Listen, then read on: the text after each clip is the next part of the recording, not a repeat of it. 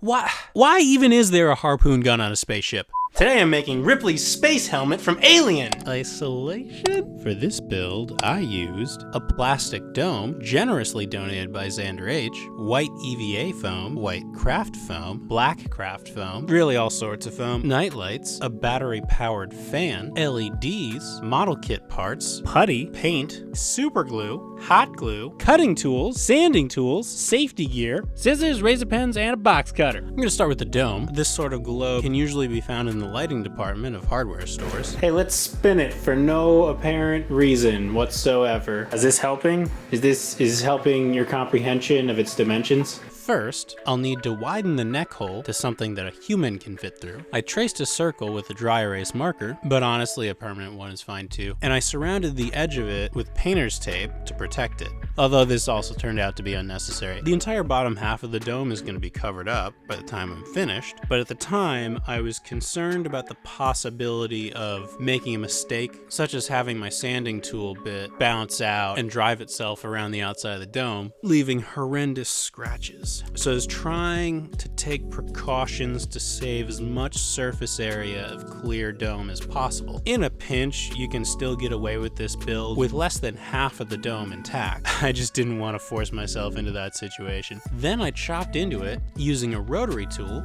and a narrow disc sanding bit. I did a practice run first, far within the portion that was going to be cut away, just to gauge how much pressure I'd need to use. Being cautious here because, as I mentioned earlier, the rotary tools can be incredibly destructive. And speaking of caution, you may notice the goggles occasionally sticking into frame. I'm wearing them because the disc bits tend to shatter and the debris can cause eye injuries. Really, you should constantly wear goggles. Once I'd made it all the way around, I peeled off the flash and gave it some light sanding with the drum bit to smooth it out. Also arguably unnecessary because I'm going to end up covering that edge up with padding later on. Now for the outer shell of the helmet. I wrapped the globe in foil and duct tape so that I could pull a template from it. When I'm finished, that template will be linked in the video description so that anyone following along won't waste foil or tape.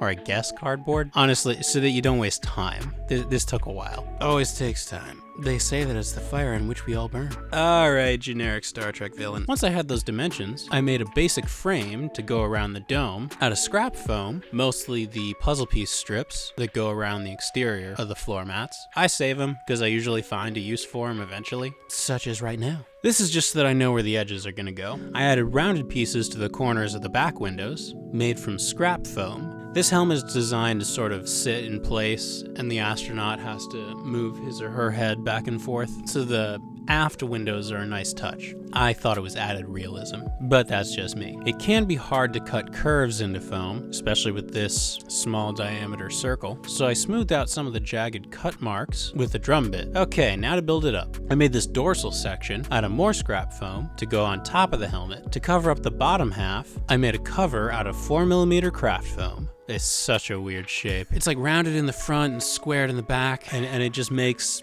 the dome part of it sit higher, which is probably less claustrophobic for the actors, but I think they did it more for technical lighting reasons than any kind of practicality. I glued it to the visor frame with contact cement. If you ever choose to use this glue, it's one of the strongest while still being flexible, but read the warning label first. It's so toxic until it dries, and it can take days to dry. Luckily, well, I don't know about luckily, but this build got delayed several times, so I did not have to worry about that when it came to filming the sketch. To get the flat pieces to retain a curved shape, I heated them up and dished them inside the dome. When it was cooled down and retained that shape, I used it to finish the helmet cowling.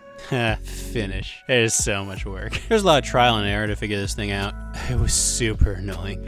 So I highly recommend picking up the templates for your own sanity. Just for my own sanity, I took a break to work on one of the outer details that was much easier to figure out. This goes on the front of the helmet. It's a little platform. I used contact cement on this piece as well, but you'll notice that it dries yellow, which is gonna force me to paint. And this project has already taken too long. So after this, I switched to super glue, and in some cases, even hot glue. I put night lights in the front of the helmet. I had to take them apart in order to get them to fit, just because the socket plugs stuck in just a little too far. Stuck those on there with hot glue. I tilted the helmet so that these pieces faced up while they cooled, so that they didn't fall out. Foam retains a lot of heat, which slows down the drying process of hot glue. I also add some padding to the rim, which will protect the actor from the jagged edge left by my sanding tool. Also, when finished, this is kind of a lot of weight. The helmet will be kind of heavy. I mean, not really, but if the shoot runs long, you want to do anything you can to reduce the stress on the actor. The back has a bunch of oval structures on it, so I cut those out of scraps left over from the Clone Trooper build. Maybe these were R2 batteries? No, they're too small for R2 batteries. I built up that dorsal section. A lot of these modules, let's call them, are going to be covered up by craft foam later, so I switched to pink foam for all the interior structural support, just so that I don't run out of white foam before the project's over. I just always seem to run out of white foam, whereas I haven't used the pink stuff since I built the Andor droid, so I'm gambling that the next hot new viral trend isn't going to require a lot of pink EVA foam. I delivered the bomb.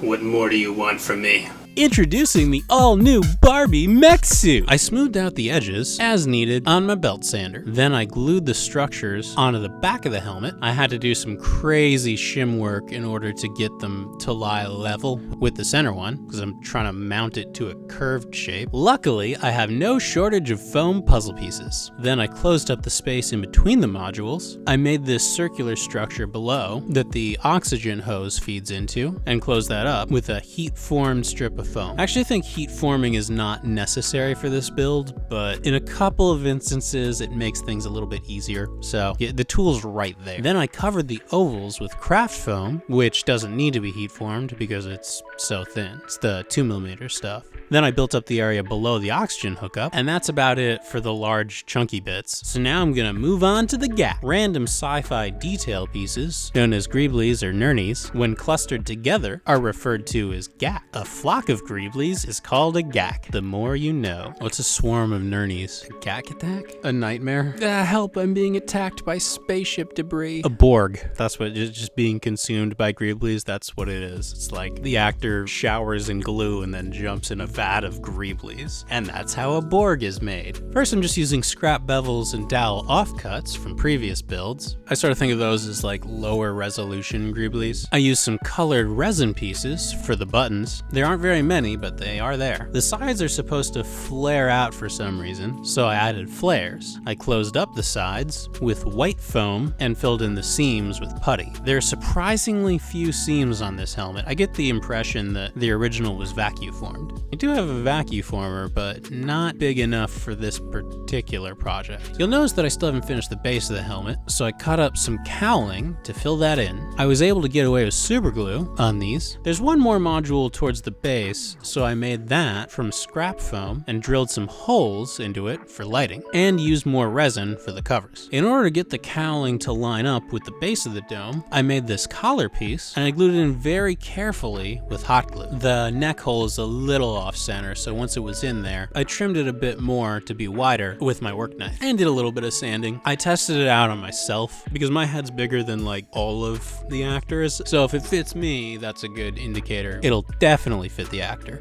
Then I surrounded the outside edge with a large half-dowel bevel strip. I shorted it up a lot to make sure there was no separation. I used more bevels to round out the edges and make the helmet seem like it was manufactured with a bit more technological sophistication. Just rounded edges to me, to my brain, read as technologically more advanced. I don't know if that's true for everybody, but that was my thought process. Then I made some layered pieces to go on the sides. I glued them on in an overlapping pattern so that they looked like plate armor. Then I used gaffer's tape to black out the interior of the helmet, which will hide all of my ugly glue work from the beginning. It looks so disgusting without it. And the practical reason for this is that it will help frame the actor's face. Although now that I think about it, if it's Ripley, you know, like if that's who you're cosplaying, then her crazy 80s perm should do that all on its own. Should be more than enough of a frame. That's probably why they didn't go blonde with the casting. Now that I think about it, I don't know, it worked for Stargate. Whatever. Follow this step if you're doing any other crew member. If not, don't waste the tape. I added more greeblies accessories to the outside of the helmet, starting with all the little knobs and valves. They're just foam dowels and toothpaste caps. I have like 1,000 toothpaste caps that I've saved, because they kind of look like rocket engines. And late 70s dials. The more intricate details on the helmet were made from a model kit from the show Space 1999, which if you've not seen is crazy. It's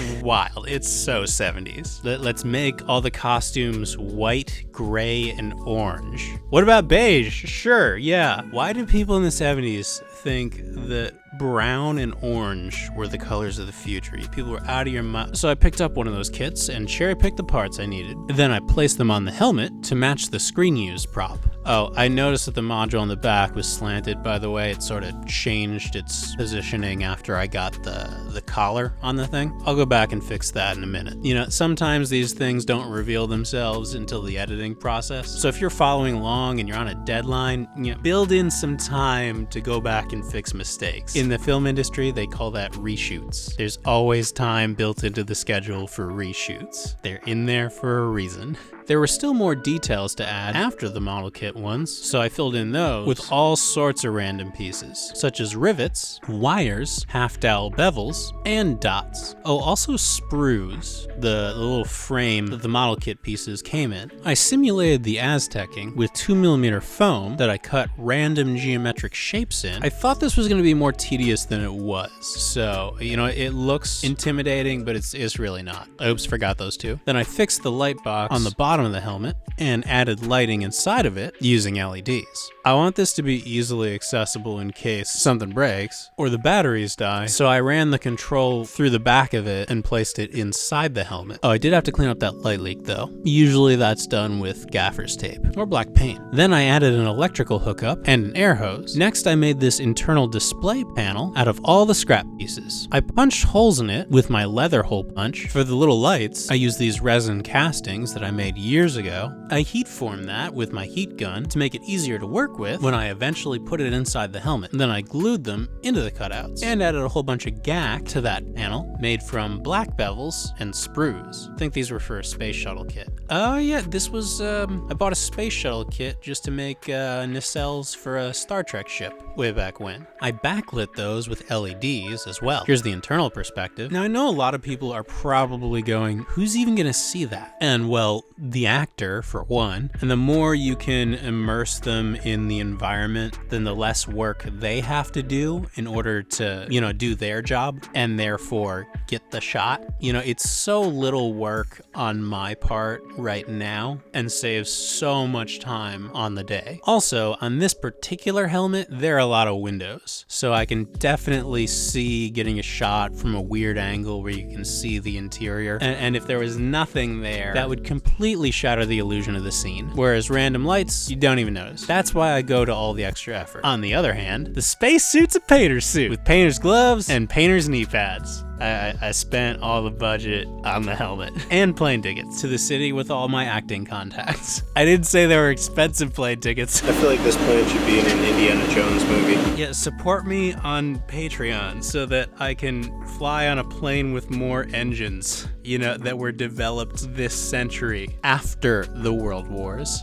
How did Jake die? Lack of funding. Nah, seriously, I'm thankful that I even have this much. Look, the project's done. It got done. Took years, but it got done. The life support pack, I wasn't even sure if it was even going to be in frame, so it's just a reuse from the Cowboy Bebop build, which was a good show. I don't care what the anime fans rage tweeted. John Cho did a good job. It was a good show. The Narcissus shuttle was 3D printed. See, this is when you use a 3D printer for something that's small and intricate that I don't have time to do myself. The wall of blasters were literally just every blaster that I've ever built. Airport security is a nightmare for me. And that's how to make an alien space helmet. Thanks for watching, everyone. Once again, I'd like to thank my patrons. These videos just wouldn't be possible without the support of my patrons. So if you enjoy these builds, want to see more of them, and want your build request to carry a bit more weight, then think about heading on over to the Patreon page, where you can enjoy ad-free early uploads. Anything you can pledge goes towards improving the video quality and shop equipment, as well as allowing me to put together bigger and more exciting projects for you on the channel. Alright, hope you enjoyed this. Don't forget to to like and subscribe, hit the bell icon to be notified of the future uploads, because it's kind of at a totally random schedule. And let me know what other props you'd like to see me make in comments down below. Thanks again, happy crafting, see you later. Why is there a harpoon gun on the manifest? Yar, space whales.